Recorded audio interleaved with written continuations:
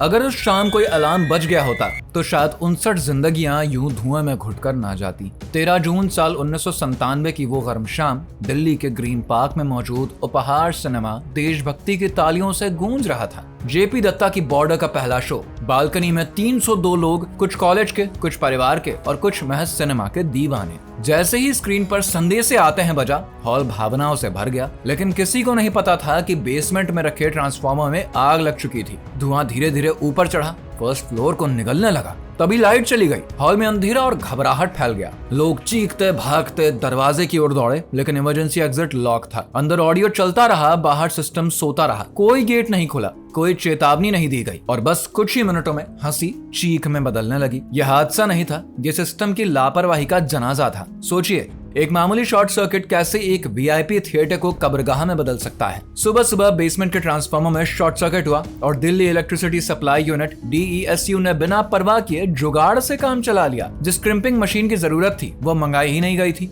ढीली cable radiator से टकराई, तेल रिसा और चिंगारी ने आग पकड़ ली। आग धीरे धीरे पार्किंग तक फैली, जहां पर खड़ी 28 कारों ने इसे बेकाबू कर दिया। ट्रांसफार्मर की दीवार इतनी ऊंची थी कि धुआं बाहर निकल ही नहीं पाया। वो सीढ़ियों से होता हुआ बालकनी तक पहुंचा, जहां पर 250 सीटों की जगह 302 लोग पहले से ठूंसे पड़े थे। एग्जिट गेट बंद था। एग्जॉस्ट फैन कार्डबोर्ड से ढका हुआ था। ना कोई इमरजेंसी लाइट, ना ही फर्श पर गाइड लाइट। वीआईपी बॉक्स और ताला लगा मेन गेट रेस्क्यू में दीवार बनकर खड़ा था। लोग भागने की कोशिश करते रहे, पर घुटन और अफरा तफरी में कुछ कुचले गए, कुछ ने खिड़कियों से छलांग लगा दी। कार्बन मोनोऑक्साइड ने बाकी की सांसें छीन ली। सिक्योरिटी गार्ड्स भाग निकले। फायर ब्रिगेड देर से पहुंची और थिएटर में ना तो फायर अलार्म था, ना ही फायर फाइटिंग सिस्टम।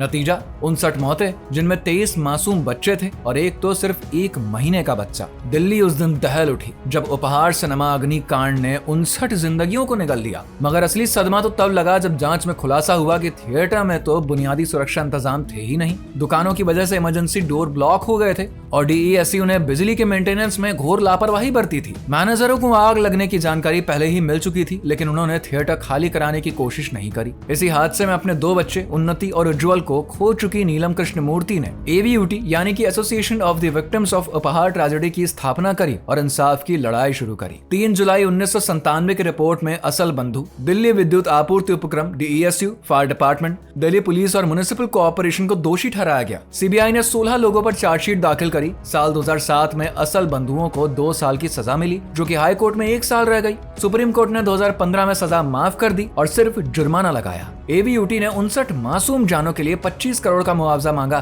कोर्ट ने 2003 में आधा कर दिया। 2020 में रिव्यू भी खारिज। नीलम की लड़ाई ट्रायल बाय फायर में सबने देखी, पर इंसाफ अब भी अधूरा है। क्या 59 जिंदगियां पैसों में तौली जा सकती है? अब चुप रहना गुनाह है। क्या आप सिस्टम से सवाल करेंगे? कमेंट जरूर करें।